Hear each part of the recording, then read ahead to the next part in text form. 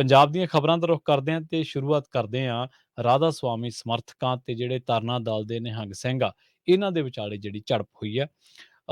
GT road Beas ਤੇ ਹੋਈ ਜਿਹੜੀ ਝੜਪ ਆ ਇਹਦੇ ਵਿੱਚ 13 ਜਣੇ ਜ਼ਖਮੀ ਦੱਸੇ ਗਏ ਨੇ। ਪਤਾ ਲੱਗਿਆ ਕਿ ਦੋਵਾਂ ਧਿਰਾਂ ਦੇ ਵਿਚਾਲੇ ਪਹਿਲਾਂ ਪੱਥਰਬਾਜ਼ੀ ਹੋਈ ਤੇ ਕਈ ਜਿਹੜੇ ਵਾਹਨ ਆ, ਉਹ ਨੁਕਸਾਨੇ ਗਏ। ਲੋਕਾਂ ਨੂੰ ਖਿੰਡਾਉਣ ਦੇ ਲਈ ਪੁਲਿਸ ਵੱਲੋਂ ਹਵਾਈ ਫਾਇਰ ਕੀਤੇ ਗਏ, ਜਿਸ ਦੇ ਵਿੱਚ ਨਿਹੰਗਾਂ ਸਿੰਘਾਂ ਦੇ 5, ਡੇਰਾ ਸਮਰਥਕਾਂ ਦੇ 4 ਅਤੇ ਇੱਕ ਥਾਣੇਦਾਰ ਸਮੇਤ 3 ਪੁਲਿਸ ਕਰਮੀ ਜ਼ਖਮੀ ਦੱਸੇ ਗਏ ਨੇ।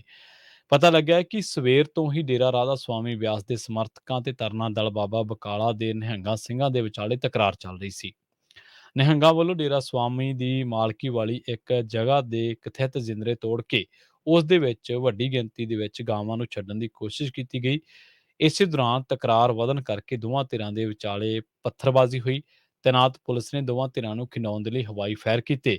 ਪੱਥਰਬਾਜ਼ੀ ਦੇ ਦੌਰਾਨ 5 ਜਣੇ ਜ਼ਖਮੀ ਹੋ ਗਏ। ਇਹਨਾਂ ਦੇ ਵਿੱਚੋਂ 2 ਨੂੰ ਗੁਰੂ ਨਾਨਕ ਹਸਪਤਾਲ ਅੰਮ੍ਰਿਤਸਰ ਅਤੇ 3 ਨੂੰ ਸਿਵਲ ਹਸਪਤਾਲ ਬਾਬਾ ਬਕਾਲਾ ਦਾਖਲ ਕਰਵਾਇਆ ਗਿਆ।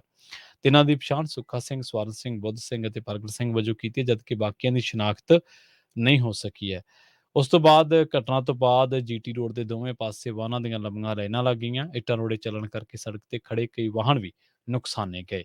ਉਹ ਪੁਲਿਸ ਦਾ ਕਹਿਣਾ ਹੈ ਕਿ ਮਾਮਲੇ ਦੀ ਜਿਹੜੀ ਜਾਂਚ ਆ ਉਹ ਕੀਤੀ ਜਾ ਰਹੀ ਹੈ। ਝਗੜਾ ਜੀਟੀ ਰੋਡ ਤੇ ਗਾਵਾਂ ਨੂੰ ਵਾੜਨ ਤੋਂ ਸ਼ੁਰੂ ਹੋਇਆ, ਜਿਸ ਕਰਕੇ ਦੋਵਾਂ ਧਿਰਾਂ ਵੱਲੋਂ ਹਵਾਈ ਫਾਇਰਿੰਗ ਕੀਤੀ ਗਈ ਅਤੇ ਇੱਟਾਂ ਪੱਥਰ ਚਲਾਏ ਗਏ, ਜਿਸ ਕਰਕੇ ਪੁਲਿਸ ਅਤੇ ਲੋਕਾਂ ਦੀਆਂ ਗੱਡੀਆਂ ਵੀ ਨੁਕਸਾਨੀਆਂ ਗਈਆਂ। ਭੀੜ ਨੂੰ ਖਿੰਡਾਉਣ ਦੇ ਲਈ ਪੁਲਿਸ ਨੂੰ ਵੀ ਆਖਿਰ ਦੇ ਵਿੱਚ ਫਿਰ ਲਾਠੀ ਚਾਰਜ ਜਿਹੜਾ ਉਹ ਕਰਨਾ ਪਿਆ। ਸ਼੍ਰੋਮਣੀ ਅਕਾਲੀ ਦਲ ਦੇ ਸਰਪ੍ਰਸਤ ਅਤੇ ਪੰਜਾਬ ਦੇ ਸਾਬਕਾ ਮੁੱਖ ਮੰਤਰੀ ਪ੍ਰਕਾਸ਼ ਸਿੰਘ ਬਾਦਲ ਦੀ ਸਿਹਤ ਸਵੇਰੇ ਵਿਗੜ ਗਈ। ਉਹਨਾਂ ਨੂੰ ਹਲਕਾ ਬੁਖਾਰ ਹੋਣ ਕਰਕੇ ਚੰਡੀਗੜ੍ਹ ਦੇ ਪੀਜੀਆਈ ਐਮਈਆਰ ਦੇ ਵਿੱਚ ਦਾਖਲ ਕਰਵਾਇਆ ਗਿਆ।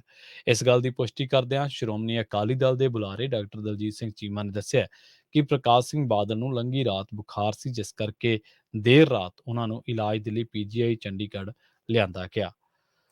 ਉਧਰ ਦੂਜੇ ਪਾਸੇ ਗੱਲ ਕਰੀਏ ਗੁਰੂ ਗ੍ਰੰਥ ਸਾਹਿਬ ਦੀ ਬੇਅਦਬੀ, ਤਾਂ ਇਸ ਮਾਮਲੇ ਦੇ ਵਿੱਚ ਸਾਜ਼ਿਸ਼ ਘਾੜੇ ਵਜੋਂ ਨਾਮਜ਼ਦ ਡੇਰਾ ਮੁਖੀ ਗੁਰਮੀਤ ਰਾਮ ਰਹੀਮ ਨੇ ਚੀਫ ਜੁਡੀਸ਼ੀਅਲ ਮੈਜਿਸਟ੍ਰੇਟ ਫਰੀਦਕੋਟ ਦੀ ਅਦਾਲਤ ਦੇ ਵਿੱਚ ਅਰਜ਼ੀ ਦੇ ਕੇ ਇਸ ਗੱਲ ਦੀ ਮੰਗ ਕੀਤੀ ਹੈ ਕਿ ਬੇਅਦਬੀ ਮਾਮਲੇ ਦੇ ਵਿੱਚ ਬਣਾਈ ਗਈ ਵਿਸ਼ੇਸ਼ ਜਾਂਚ ਟੀਮ ਵੱਲੋਂ 2015 ਦੇ ਵਿੱਚ ਗ੍ਰਿਫਤਾਰ ਕਰਕੇ ਛੱਡੇ ਗਏ ਪਿੰਡ ਪੰਜਗਰਾਈ ਦੇ 2 ਨੌਜਵਾਨਾਂ ਰੁਪਿੰਦਰ ਅਤੇ ਜਸਵਿੰਦਰ ਸੰਬੰਧੀ ਤਿਆਰ ਕੀਤੀ ਜਾਂਚ ਦੀ ਰਿਪੋਰਟ ਅਦਾਲਤ ਦੇ ਵਿੱਚ ਪੇਸ਼ ਕੀਤੀ ਜਾਵੇ।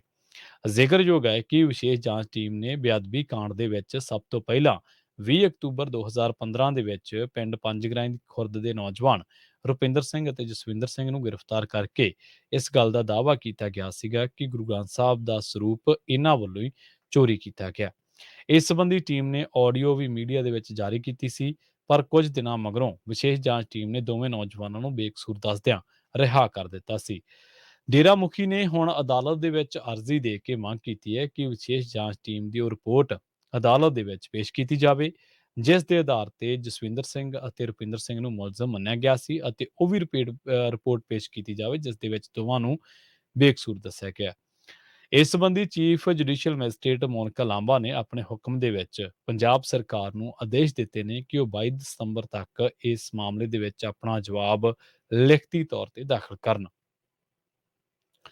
ਇੱਥੇ ਇਸ ਗੱਲ ਦਾ ਜ਼ਿਕਰ ਕਰਨਾ ਬਣਦਾ ਹੈ ਕਿ ਜਦੋਂ ਪੰਜਾਬ ਸਰਕਾਰ ਨੇ ਨਵੀਂ ਸਿੱਟ ਬਣਾਈ ਸੀ, ਤਾਂ ਉਦੋਂ ਡੇਰਾ ਮੁਖੀ ਸਮੇਤ 9 ਮੁਲਜ਼ਮਾਂ ਦੇ ਖਿਲਾਫ ਅਦਾਲਤ ਦੇ ਵਿੱਚ ਚਲਾਨ ਪੇਸ਼ ਕੀਤਾ ਸੀ। ਤਾਂ ਉਸ ਪੜਤਾਲ ਰਿਪੋਰਟ ਦੇ ਵਿੱਚ ਰੁਪਿੰਦਰ ਸਿੰਘ ਅਤੇ ਜਸਵਿੰਦਰ ਸਿੰਘ ਨੂੰ ਕਲੀਨ ਚਿੱਟ ਦਿੱਤੀ ਗਈ ਸੀ।